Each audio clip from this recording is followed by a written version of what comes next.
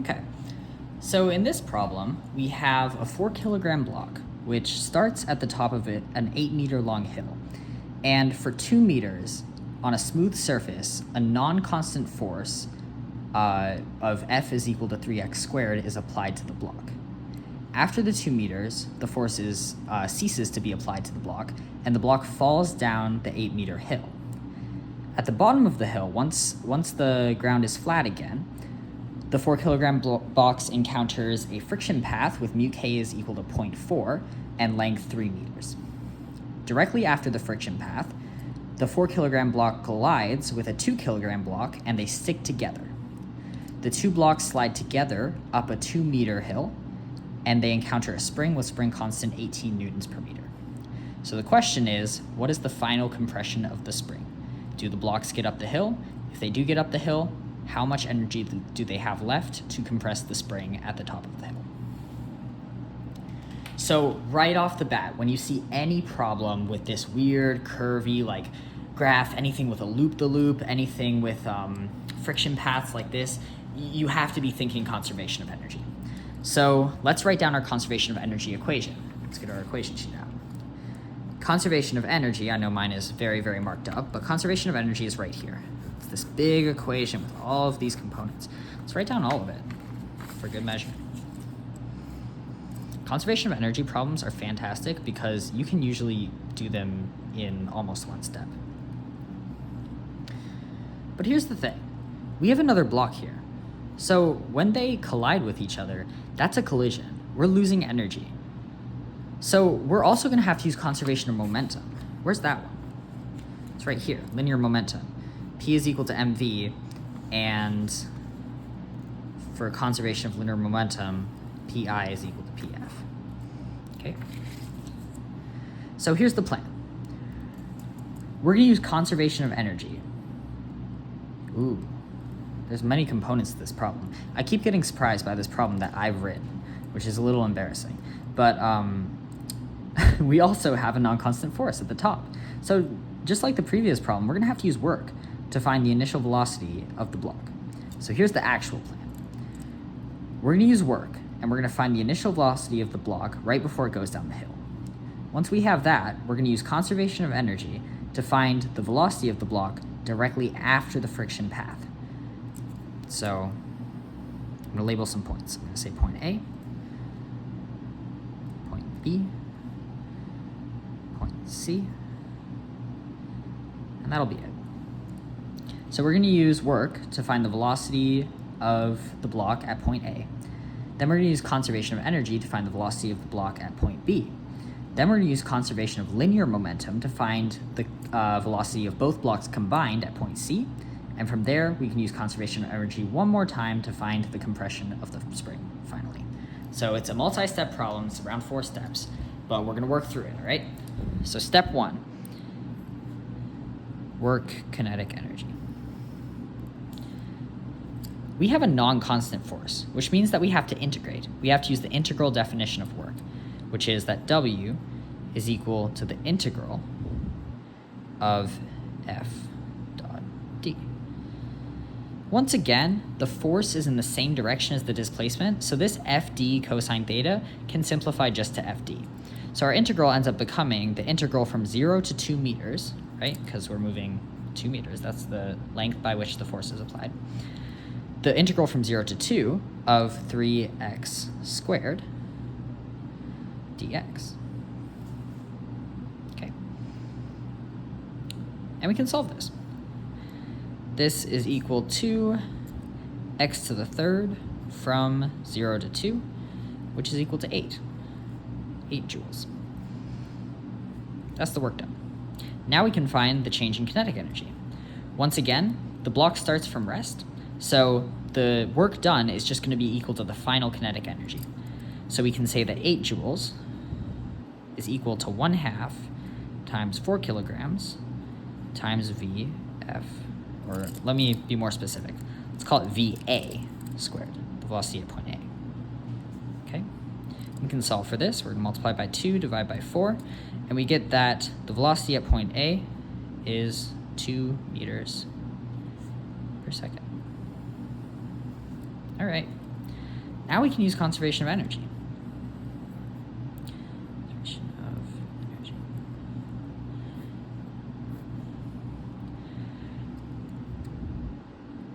KEI plus PEGI. We don't have any spring, so I'm leaving out UG, is equal to KEB. Yeah, let's say KEA. PEA. KEB plus PEB. PEGB. Plus the work done by non-conservative forces. Okay. So we have to find a few things. First of all, PEGB, 0. Work done by non-conservative forces. That's going to be the work done by the force of friction. The force of friction kinetic is equal to mu k Fn. Because this is a flat surface and the box is just resting on the flat surface and not accelerating upwards or downwards, we know that the normal force must exactly cancel out the gravitational force. So we can say that mu k Fn is equal to 0.4, that's mu k, times m g, 4 kilograms times g, which is 1.6 g. Okay. So then the work done by friction is going to be just Fd, or negative Fd. But remember, work non-conservative is the absolute value, which is going to be 1.6 g times 3 meters, or 4.8 g. Okay, so now we can write our whole equation. KEA is going to be 1/2 times 4 kilograms times the velocity we solved for, which was 2 meters per second squared. PEGA is m, 4 kilograms, times g, times h, which is 8 meters. That's going to be equal to kinetic energy at B. That's what we're trying to find. So I'm just going to write 1/2 times 4 kilograms times VB squared, plus the work done by non-conservative forces, which is 4.8 g joules. So we have one equation and one unknown. It's a bit of a long equation, but we can solve for that unknown. Let's go ahead and try to do this by hand. Well, we've got terms with g and terms without g, so let's punch it into a calculator at this point. Shouldn't be too bad.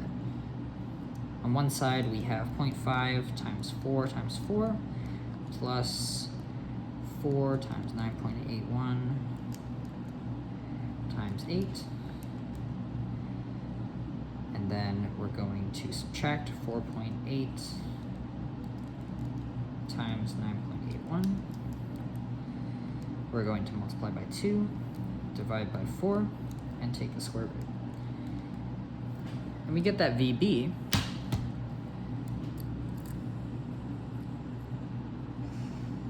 is around 11.7 meters per second.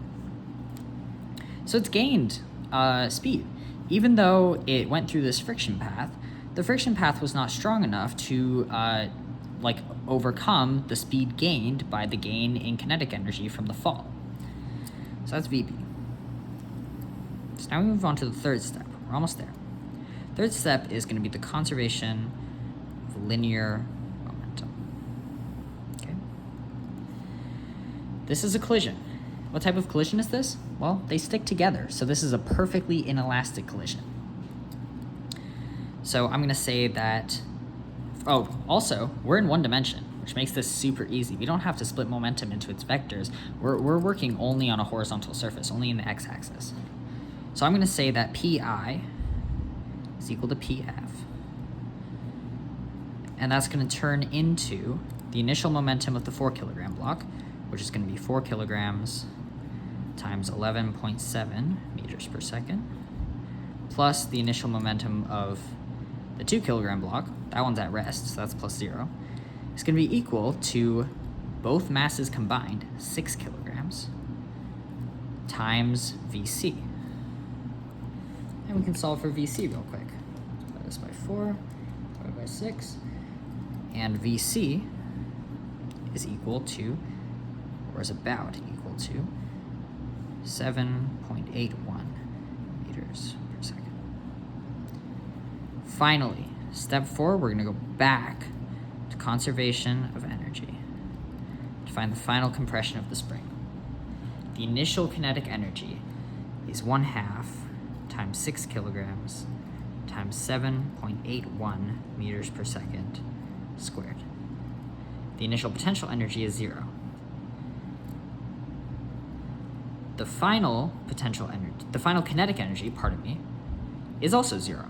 Because if it compresses the spring as much as it possibly can, that must mean that the spring stopped it moving completely. So the final kinetic energy is 0. The final potential energy is 6 kilograms times 2 meters times g, mgh.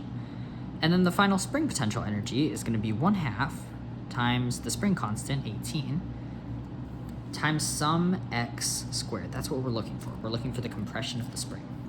So now, once again, we have one equation and one unknown. And that's kind of the style with conservation of energy. So you have one equation that's kind of long and a little messy, but there's always only one unknown. So I'm going to do 0.5 times 6 times 7.81 squared. I'm going to subtract 6 times 2 times 9.81. Going to multiply by 2, divide by 18, and take the square root. And the answer that I end up getting is that this spring, final spring compression, is around 2.7 meters. It's a big compression. Must be a weak spring.